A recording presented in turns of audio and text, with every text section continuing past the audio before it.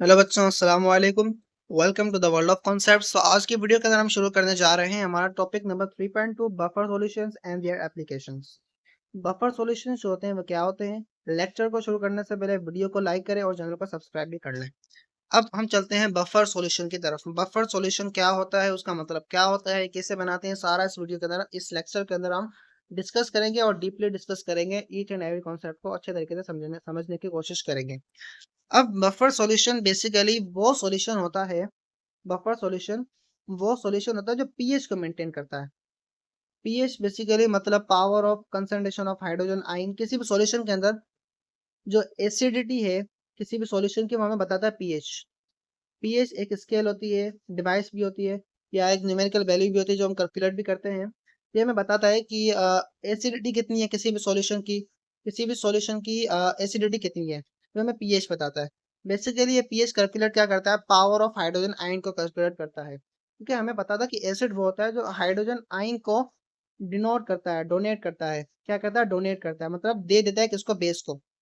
तो पीएच की जो हमारे पास फॉर्मूला होता है, इसका पीएच का हमारे पास नेक्स्ट चैप्टर के अंदर सारा डिटेल के अंदर दिया हुआ है, उसको हम नेक्स्ट चैप्टर के अंदर पढ़ेंगे। यहाँ पर मैं बस क्या पढ़ना है, बफर सॉल्यूशन के बारे में पढ़ना है। तो मैं आपको पीएच का आइडिया दे रहा हूँ कि पीएच होता क्या है। सही है, पावर ऑफ हाइड्रोजन आयन होता है बराबर था negative log of hydrogen ion. Basically hydrogen ion की कंसंट्रेशन को हम कैलकुलेट करके मालूम कर लेते हैं कि हमारे पास जो सॉल्यूशन है वो एसिडिक कितना है और बेसिक कितना है। पीएच भी होता है, पीओएच भी होता है। POH power of hydrogen ion, pH power of pOH power of hydroxyl ion and pH power of hydrogen ion. तो हमारे पास जो बफर सॉल्यूशन होता है उसका काम यही होता है कि वो जो पीएच को चेंज ना करे, पीएच को किसी भी सॉल्यूशन की जो पीएच है उसके चेंज करने पे रेजिस्ट करे। बट आप जब किसी भी एसिड को, किसी भी बेस को किसी भी सॉल्यूशन के अंदर आप डिसॉल्व करते हैं इन स्मॉल अमाउंट, तो बफर सॉल्यूशन अगर आप सॉल्यूशन के अंदर पड़ा हुआ है तो पीएच जो होगी वो सॉल्यूशन की चेंज नहीं होगी। फिर से सुने, बफर सॉल्यूशन क्या करता है? किसी भी सॉल्यूशन की पीएच को चेंज नहीं करना देता, रेजिस्ट करता है। अब हमारे पास कोई कंटेनर पड़ा हुआ है, इसके अंदर कोई भी सॉल्यूशन पड़ा हुआ है, हमने क्या कर दिया, इसके अंदर बफर सॉल्यूशन डाल दिया। अब बफर सॉल्यूशन डालने के बाद हमने क्या कर दिया, HCl को इसके अंदर डाल दिया, एसिड को। अब अगर हमने इस HCl को हाइड्रोक्लोरिक एसिड को स्मॉल अमाउंट के अंदर डाला है, तो बफर सॉल्यूशन जो होगा वो पीएच को रेजिस्ट करेगा, पीएच को चेंज होने नहीं देगा। अगर हमने क्या नाम है मैक्सिमम अमाउंट डाल दिया, लार्ज अमाउंट में डाल दिया, तो पीएच जो होगी वो चेंज हो जाएगी। बफर सॉल्यूशन की यही लिमिट है कि पीएच जो होगी वो चेंज नहीं होगी अगर हमने क्या नाम है एसिड जो है या बेस जो है वो स्मॉल अमाउंट के अंदर डाला होगा। यहाँ तक समझ में आया? अब हमारे पास दो टाइप्स के बफर सॉल्यूशन होते हैं, एसिडिक बफर सॉल्यूशन और basic buffer solution. Point number 1 को पहले सबसे पहले आप रीड करें, उसके अंदर हमारे पास एसिडिक बफर सॉल्यूशन के बारे में बताया गया है।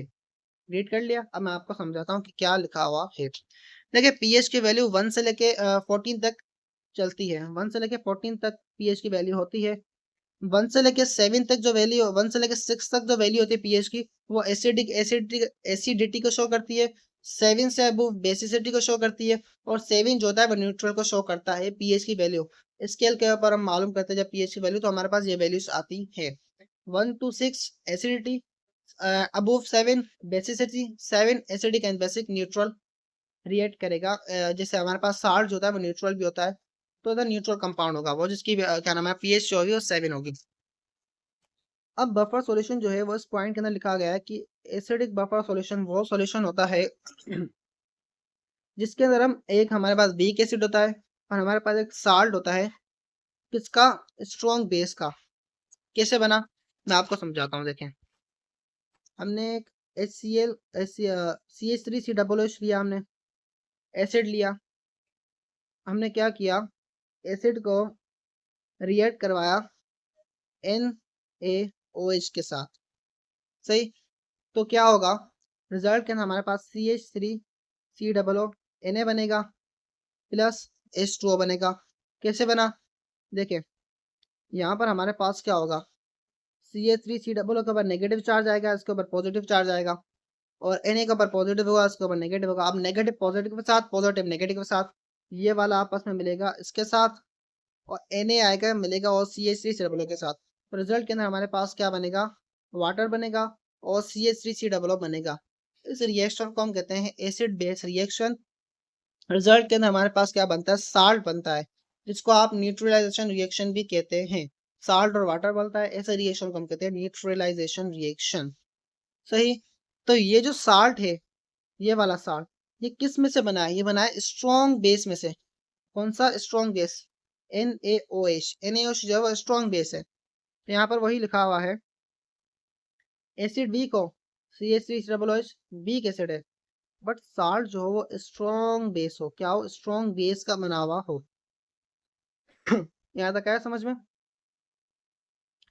अब हमारे पास जो सेकंड पॉइंट के अंदर दिया हुआ है, वो क्या दिया हुआ है, बेसिक बफर सॉल्यूशन दिया हुआ है। बेसिक बफर सॉल्यूशन क्या होता है, तो बेसिक बफर सॉल्यूशन जो बनता है वो स्ट्रॉन्ग एसिड होना चाहिए, और स्ट्रॉन्ग एसिड का साल्ट हो और वीक बेस हो। Simple. Acidic buffer weak base होगा, वीक एसिड होगा, और साल्ट होगा स्ट्रॉन्ग बेस का। बेसिक बफर के अंदर हमारे पास वीक बेस होगा और साल्ट होगा स्ट्रॉन्ग एसिड का। सिमिलर तरीके से हमारे पास ये जो NH4OH बेस दिया हुआ है, अब ये हमारे पास क्या है, ये हमारे पास है weak base. NH4OH weak base है, ये रिएक्ट करेगा हमारे पास जो HCl होगा स्ट्रॉन्ग एसिड के साथ। तो ये H के ऊपर पॉजिटिव चार्ज, Cl के ऊपर नेगेटिव चार्ज आएगा, तो हमारे पास NH4OH जो है वो रिएक्ट करेगा Cl के साथ, क्योंकि इसके ऊपर आता है पॉजिटिव चार्ज और OH के ऊपर आता है हमारे पास नेगेटिव चार्ज। तो हमारे पास रिजल्ट के अंदर बनेगा NH4Cl, ये बनेगा हमारे पास साल्ट। अब ये वो साल्ट है, इसके अंदर हमने क्या किया था, वीक बेस तो यूज किया साल्ट की फॉर्मेशन के लिए, मगर जो एसिड यूज किया वो था स्ट्रॉन्ग एसिड। तो यहाँ पर क्या लिखा हुआ है, वीक बेस, और जो साल्ट होगा वो स्ट्रॉन्ग एसिड का साल्ट होगा। मतलब साल्ट जो फॉर्म होगा उसके अंदर हम जो एसिड यूज करेंगे वो स्ट्रॉन्ग एसिड यूज करेंगे। तो वो भी क्या करता है, पीएच को मेंटेन करता है। तो मतलब बात एक ही, आप या तो वीक एसिड यूज करें और उसका साल्ट यूज करें स्ट्रॉन्ग बेस वाला, या आप वीक बेस यूज करें तो उसके साथ जो साल्ट यूज करेंगे वो स्ट्रॉन्ग एसिड वाला होगा। तो जो पीएच होगी वो मेंटेन रहेगी। अगर स्मॉल अमाउंट के अंदर हमने क्या किया, एसिड को या बेस को ऐड कर दिया। अब बफर एक्शन की तरफ आते हैं। बफर एक्शन जो होता है वो क्या होता है, देखिए हमने क्या किया था, देखिए लेट सपोज हमने एक कंटेनर लिया था, उसके अंदर हमारे पास क्या पड़ा हुआ है, बफर सॉल्यूशन पड़ा हुआ है। बफर सॉल्यूशन पड़ा हुआ है। अब हमने क्या किया, उसके अंदर किसी भी एसिड को या तो ऐड कर दिया, या हमने किसी भी बेस को ऐड कर दिया। अब किसी भी एसिड या बेस को ऐड करने से क्या होगा, बफर एक्टिवेट होगा और अपना काम परफॉर्म करेगा। उसी काम परफॉर्म करने को हम क्या कहते हैं, बफर एक्शन कहते हैं। अभी कैसे होता है, तो उसको भी अभी हम पढ़ते हैं। देखें, हम ये जो मिक्सचर लेते हैं वीक एसिड का, और मिक्सचर लेते हैं वीक एसिड, हम अभी एसिड की बात करके चलते हैं। अब हम एसिड वाला एग्जांपल लेते हैं और समझने की कोशिश करते हैं। बात है कि आप बेस वाला लेके समझ लेना, बाद में मैं आपको एसिड वाला लेके समझा देता हूँ जो बुक में लिखा हुआ है। अब आप क्या करें, वीक एसिड ले और उसका जो मिक्सचर है करें किसके साथ, साल्ट के साथ। जैसे आपने ये वाला बना दिया था CH3COO CH3Na आपने इसका मिक्सचर लिया, उसको एक्वस के अंदर डिसॉल्व कर लिया, मतलब वाटर के अंदर डिसॉल्व कर लिया। तो क्या होगा, ये आयन के अंदर डिसोसिएट हो जाएगा। बफर तभी एक्टिवेट होता है जब आपने उसको क्या करते हैं, बफर सॉल्यूशन को वाटर के अंदर डिसॉल्व करते हैं, वो आयंस के अंदर डिसोसिएट होता है। उसके बाद आप जो एसिड ऐड करें या बेस ऐड करें उसको वो कंट्रोल करता है, पीएच को चेंज होने नहीं देता। जैसे कि आपको यहाँ पर एग्जांपल दिया हुआ है, आपने CH3COO इसको भी वाटर के अंदर डिसॉल्व किया, CH3COO को भी वाटर के अंदर डिसॉल्व किया, तो क्या हुआ, रिजल्ट के अंदर एसिडेट आयन बना और हाइड्रोनियम आयन बना, और यहाँ पर भी एसिडेट आयन बना और सोडियम आयन बना। बेसिकली क्या हुआ, यहाँ पर ये बॉन्ड ब्रेक डाउन हुई, ये अलग हो गया, हाइड्रोजन जो हमारे पास अलग हो गया, हाइड्रोजन H2O के साथ रिएक्ट हुआ, ये अलग आके यहाँ पर आ गया। इसके अंदर भी Na अलग हो गया, CH3COO अलग हो गया, और जैसे अब यहाँ Na भी हो गया, CH3COO भी अलग हो गया। ये बेसिकली क्या हुआ, आयंस की डिसोसिएशन हुई है। अब लेट सपोज हम क्या करते हैं, किसी भी HCl जो है एसिड को हम फ्यू ड्रॉप्स ऐड करते हैं। ये बात आप याद रखिएगा, फ्यू ड्रॉप्स, ये बिल्कुल मेन पॉइंट है। फ्यू ड्रॉप्स, मैक्सिमम या क्या नाम है वो, ज्यादा से ज्यादा डिसॉल्व नहीं करना। फ्यू ड्रॉप्स सभी बफर काम करेगा, अदरवाइज काम नहीं करेगा। अब हमने क्या किया, फ्यू ड्रॉप्स ऑफ HCl को ऐड कर दिया। अब HCl भी क्या होगा, डिसोसिएट होगा, क्योंकि वाटर का सोल्यूशन बना हुआ है ना, वाटर के अंदर ही क्या नाम है, बफर सोल्यूशन पड़ा हुआ है ना। तो H आयन भी बनेगा हमारे पास, Cl आयन भी बनेगा। अब H आयन की कंसंट्रेशन जो है वो ज्यादा होनी चाहिए, क्योंकि हमारे पास जो HCl था वो डिसोसिएट हो गया, जैसे ही हमने किसी कंटेनर के अंदर जो बफर सॉल्यूशन पड़ा हुआ था उसके अंदर हमने डाला, तो HCl आया, वो डिसोसिएट हुआ था, हमारे पास हाइड्रोजन आयन प्रोड्यूस हुए। हाइड्रोजन आयन प्रोड्यूस होने की वजह से क्या होता है, एसिडिटी बढ़ती है, इंक्रीज होती है। बट यहाँ पर एसिडिटी इंक्रीज नहीं होगी, क्यों नहीं होगी वो देखिए आगे। अब देखें, हमने क्या कहा था, CH3COOH क्या होगा, डिसोसिएट होगा आयंस के अंदर, ठीक है। हमने वाटर को रिएक्ट किया है उसके साथ, डिसोसिएट हुआ। ये सारा क्या कहाँ पर हो रहा है, बफर सॉल्यूशन के अंदर हो रहा है, जो कंटेनर के अंदर पड़ा हुआ है। अब मेन बात, HCl डिसोसिएट हुआ, सही। अब ये जो हाइड्रोजन आयन जो है, जिसकी कंसंट्रेशन बढ़ रही है, इंक्रीज हो रही है, जिसकी वजह से एसिडिटी बढ़ रही है, एसिडिटी इंक्रीज हो रही है, तो उसको क्या करेगा, ये जो एसीटेट आयन होगा वो रिएक्ट करेगा H के साथ, और हमारे पास एसिडिक एसिड को वापस प्रोड्यूस करेगा, अगेन प्रोड्यूस करेगा, जिसकी वजह से हमारे पास क्या होगा, हाइड्रोजन आयन की कंसंट्रेशन जो है वो पहले जैसी कांस्टेंट हो जाएगी, और हमारे पास जो पीएच है वो मेंटेन रहेगी। लेट्स सपोज आपने क्या किया, बफर के अंदर क्या नाम है, आपने कोई बेस ऐड कर दिया NaOH, वो भी डिसोसिएट होगा आयंस के अंदर। अब OH आयन की कंसंट्रेशन क्या होगी, इंक्रीज होगी, बट उसी कंसंट्रेशन को क्या करेगा, H प्लस आयन जो होगा वो रिएक्ट करेगा, और हमारे पास H2O की फॉर्मेशन करेगा। H प्लस आयन कहाँ से आया भाई, ये जो एसिडिक एसिड था डिसोसिएट हुआ था ना अपने आयंस के अंदर, तो यहाँ पर जो H वाले आयंस मिले, ये वाला आयंस रिएक्ट करा OH के साथ, तो यहाँ पर क्या नाम है लिखा हुआ है, जो आयन रिएक्ट करने की वजह से हमारे पास वाटर बनेगा, अगेन पीएच जो है वो मेंटेन रहेगी। तो ये था बफर सॉल्यूशन का जो एक्शन, जिसकी वजह से बफर जो है वो एक्शन करता है, अपना काम परफॉर्म करता है, और पीएच को मेंटेन करता है। अब हम कैलकुलेशन देखें पीएच की, बफर सॉल्यूशन की। कैसे पीएच कैलकुलेट होती है भाई बफर सॉल्यूशन की, बहुत सिंपल है। हम बफर सॉल्यूशन कौन सा लेते हैं, CH3 वाले ही ले लेते हैं, CH3COOH plus CH3COO Na। Writing को आप छोड़ लीजिएगा, राइटिंग मेरी खराब है ज़्यादा। अब क्या दिखा हुआ है यहाँ पर, हाँ कैलकुलेशन करते हैं।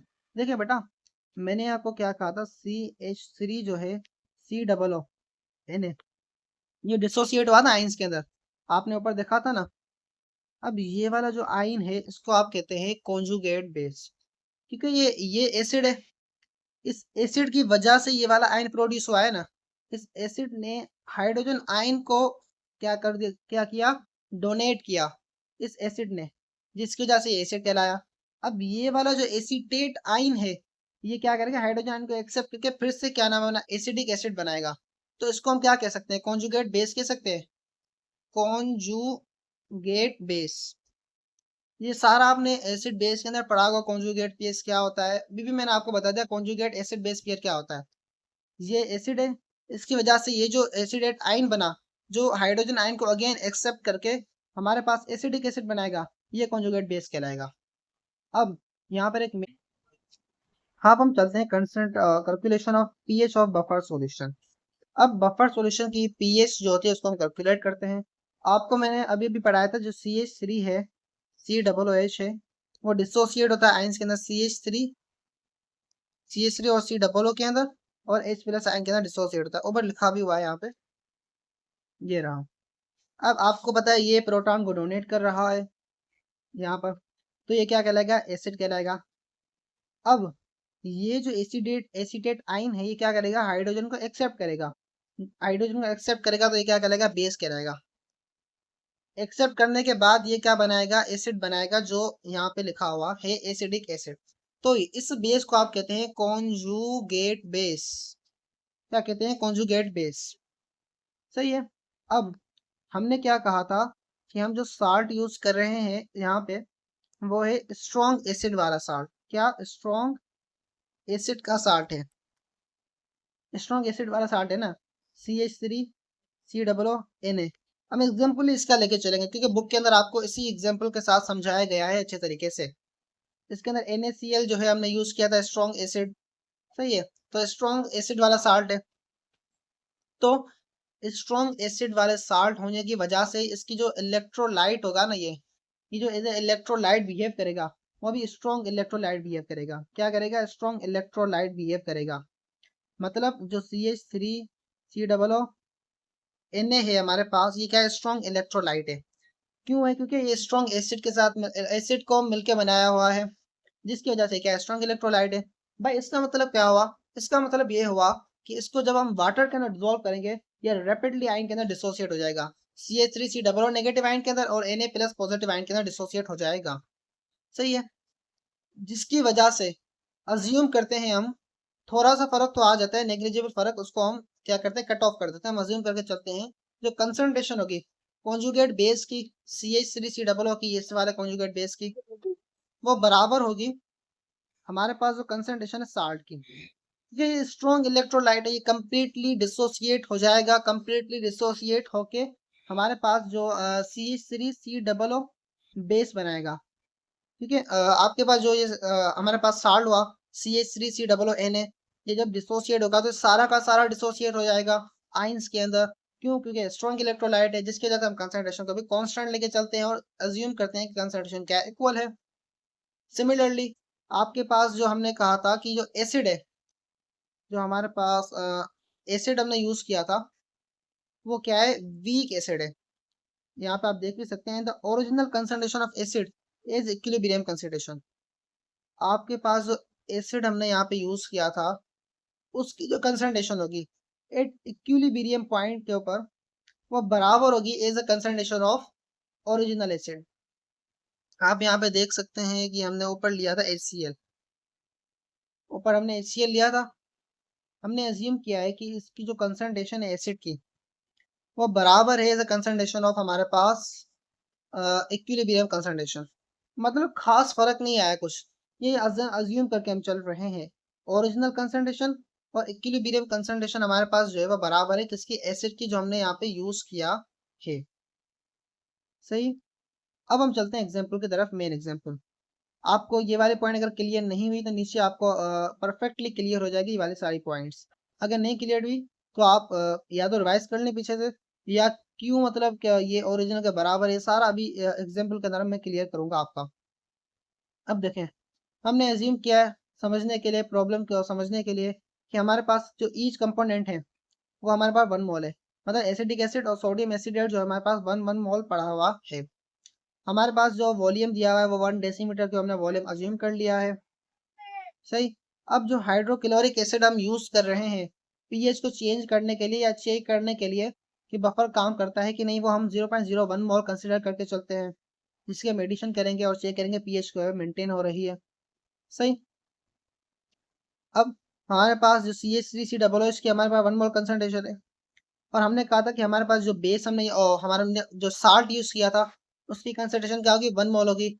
अब वो स्ट्रॉन्ग इलेक्ट्रोलाइट है तो डिसोसिएट होगा, तो कंप्लीट डिसोसिएट होगा, तो मतलब हमारे पास जो आइंस बनेंगे CH3 C वाले, वो भी 1 मोल के ही आइंस होंगे, क्योंकि डिसोसिएशन कंप्लीट हो रही है, स्ट्रॉन्ग इलेक्ट्रोलाइट है। जो Ka की वैल्यू हमारे पास क्या बनेगी? Ka की वैल्यू ये रही, प्रोडक्ट ऊपर आएगा, रिएक्टेंट नीचे आएगा। प्रोडक्ट ऊपर आएगा, रिएक्टेंट नीचे, कैसे बना? आइए, CH3COOH, ये डिसोसिएट होगा नेगेटिव के अंदर और पॉजिटिव के अंदर, तो ये नेगेटिव प्रोडक्ट होगा, ये भी प्रोडक्ट है तो ऊपर आएगा, और ये जो कंप्लीट कंपाउंड है ये नीचे आ जाएगा। तो इसकी हमारे पास जो वैल्यू आती है नॉर्मल टेम्परेचर के ऊपर 1.8 इंटू 10⁻⁵ आती है। इसकी वैल्यू हमने क्या किया, के एक जगह पे पुट की, और हमारे पास जो CH3COO की वैल्यू हमने ऊपर देखी है 1 मोल है या 1 मोलरिटी है, और हमारे पास CH3COO की भी वैल्यू हमारे पास 1 मोलरिटी है। वैल्यू इसको पुट करेंगे, हाइड्रोजन आयन की जो कंसंट्रेशन हमारे पास आएगी वो होगी 4, जो पीएच आएगी हमारे पास वो होगी, पहले तो हमारे पास हाइड्रोजन की कंसंट्रेशन आएगी, वो बराबर होगी 1.8 इंटू 10⁻⁻⁵। 1 को हटा दे, कट हो गया, ये हमारे पास हाइड्रोजन आयन की कंसंट्रेशन आई। अब पीएच कैसे कैलकुलेट करेंगे? पीएच का फॉर्मूला है pH is equal to negative log of hydrogen ion, negative of hydrogen ion, hydrogen ion की वैल्यू पुट करेंगे, नेगेटिव लॉग लेंगे, कैलकुलेटर से आप ले लीजिए कि आपको ये जो नेगेटिव लॉग है आप फिजिकली तो सॉल्व नहीं कर सकते, थ्योरेटिकली कैलकुलेटर से सॉल्व करेंगे, इजीली हो जाएगा। तो आपके पास जो पीएच आ गया वो 4.745 आ जाएगी। यहाँ तक आ गया, बफर सॉल्यूशन की पीएच हमें मिल गई। अब हमने क्या किया, HCl को ऐड किया फर्दर। HCl की हमारे पास जो मोल्स कंसंट्रेशन है वो 0.01 मोल हमने ऊपर अज्यूम किया था। अब ये स्ट्रॉन्ग एसिड है, कंप्लीटली डिसोसिएट होगा, इसके भी आयंस 0.01 मोल के होंगे, इसके भी आयंस की जो हमारे पास मोल्स होंगे वो 0.01 मोल्स होंगे। सही। अब हम क्या करेंगे, ये जो आइंस होंगे, एच वाले आइंस और Cl वाले आइंस, ये रिएक्ट करेंगे CH3 C डबल और नेगेटिव आयन के साथ। मैंने आपको बताया था ना कि हाइड्रोजन आयन रिएक्ट करेगा CH3 C डबल O के साथ। क्यों? बफर सॉल्यूशन हो रहा है और पीएच को मेंटेन किया जा रहा है। तो 0.01 मोल हाइड्रोजन आयन क्या करेंगे, रिएक्ट करेंगे 0.01 mole of CH3 C double O के साथ। तो हमारे पास एसिडिक एसिड बनेगा अगेन 0.01 मोल। अगेन हमने क्या कहा था कि हमारे पास कंसंट्रेशन थी एसिडिक एसिड की 1 मोलरिटी कंसंट्रेशन थी। अब हमारे पास इंक्रीज हो गई 0.01 मोल और आ गई। तो रिजल्ट के अंदर हमारे पास क्या आई, कंसंट्रेशन, जो फाइनल कंसंट्रेशन हमें मिली CH3 C डबल O की, वो मिली 1.01 मोल। और जो हाइड एसिडेट आयन की कंसंट्रेशन मिली 0.99 मोल। क्यों? कि हमारे पास जो एसिडेट आयन बचे हुए थे, जो 1 मोल एसिडेट आयन थे, कहाँ से आए थे, साल्ट का डिसोसिएट होने से आए थे। उन्होंने क्या किया, रिएक्ट किया। यहाँ पे उन्होंने क्या किया, रिएक्ट किया कितने मोल के साथ, 0.01 मोल ऑफ हाइड्रोजन आयन के मोल के साथ रिएक्ट किया CH3 डबल O ने। तो हमारे पास 0.01 mole of CH3 double OH बना, जिसकी वजह से हमारे पास यहाँ पे 0.01 मोल माइनस करेंगे। समझे? कि यहाँ पर आयन से रिएक्ट कर रहे हैं ना CH3 डबल O, तो उनके मोल्स जितने थे उतने मोल्स में से हम क्या करेंगे, जितने मोल्स उसने रिएक्ट किया उसको हम सब्ट्रैक्ट करेंगे, फाइनल मोल्स हमें 0.99 मोल्स मिलेंगे। तो अगेन एक्सप्रेशन हमने ड्राइव की थी पीछे, उसको रीअरेंज करेंगे तो हमारे पास ये इक्वेशन बनेगी। सही, हमने क्या किया, रीअरेंज किया, जस्ट हाइड्रोजन आयन जो यहाँ पे दिया हुआ था इसको इस साइड लेके गए, और ये जो Ka दिया हुआ था उसको हम यहाँ पे लेके आए। मैथमेटिक्स का रूल है सिंपल। अब वैल्यूज को पुट करें, वैल्यूज कौन सी दी हुई है, हमारा के की वैल्यू दी हुई है, CH3 C डबल O की वैल्यू दी हुई है, और CH3 C double O ions की भी वैल्यू दी हुई है। वैल्यूज हमने रखी यहाँ पे सारी, ऊपर जो हमने ये वैल्यूज निकाली है ये वाली वैल्यूज आएंगी पुट होंगी, ये सारी वैल्यूज पुट होंगी। ये वैल्यूज आप पुट करेंगे, नेगेटिव लॉग निकालेंगे, पीएच आपको ये वाली मिलेगी। सो आप देखें ऊपर वाले पीएच कौन सी है, 4.754, एंड जो नीचे पीएच हमें मिली है वो मिली है 4.736। स्लाइटली डिफरेंस है, नेग्लिजिबल डिफरेंस है, जिसकी वजह से हम कहते हैं कि पीएच जो है वो मेंटेन रही है, पीएच जो है वो चेंज नहीं हुई है बफर सॉल्यूशन की वजह से। अब ये जो बफर सॉल्यूशन है इसकी भी डिफरेंट डिफरेंट एप्लीकेशंस होती हैं, कहाँ का यूज किया जाता है ये भी पढ़ना चाहिए। बफर सॉल्यूशन जो होता है काम करता है हमारे ब्लड के अंदर भी होता है। हमारी बॉडी के अंदर जो ब्लड है उसके अंदर बफर सॉल्यूशन होता है जो पीएच को मेंटेन करता है। हम डिफरेंट डिफरेंट चीज़ें खाते हैं, किसी की एसिडिटी ज़्यादा होती है, ज़्यादा एसिडिक चीज़ें होती है, कोई कोई ज़्यादा बेसिक चीज़ें होती हैं। तो पीएच को मेंटेन करने के लिए हमारे बॉडी के अंदर जो बफर सॉल्यूशन होता है वो उसी पीएच को मेंटेन करता है। रिएक्शन कौन सा होता है, सिमिलर जो ऊपर मैंने आपको रिएक्शन सारा समझाया था वही रिएक्शन होता है। But compound different different compound हो सकते हैं, जिसके अंदर हमारे पास डिफरेंट डिफरेंट एसिड्स होंगे जो रिएक्ट करेंगे और बफर सॉल्यूशन के साथ और पीएच को मेंटेन करेंगे। जो हमारे पास दूसरा यूज दिया हुआ है उसका हाँ, तो हाउस होल्ड क्लीनिंग प्रोडक्ट्स के अंदर यूज किया जाता है एज ए डिटर्जेंट के तौर पे। आप कपड़े धोते हैं उसके अंदर जो डिटर्जेंट यूज करते हैं उसके अंदर भी यूज किया जाता है। शैम्पूस और जो हमारे पास सॉप्स होते हैं उसके अंदर भी यूज किया जाता है। स्विमिंग पूल हो गया उसके अंदर बफर सॉल्यूशन को यूज किया जाता है वाटर के ट्रीटमेंट के लिए। तो ये सारे डिफरेंट डिफरेंट यूजेस होते हैं बफर सॉल्यूशन के। नीचे भी कुछ यूज लिखे लिखे हुए हैं। बफर सॉल्यूशन के और भी बहुत सारे यूज होते हैं, यूज किया जाता है बफर सॉल्यूशन को पीएच के मेंटेन करने के लिए। प्राइमरी काम, सेकेंडरी काम, बफर सॉल्यूशन का काम ही यही है कि पीएच को मेंटेन करना। तो मिलते हैं नेक्स्ट वीडियो के अंदर, तब तक के लिए गुड बाय।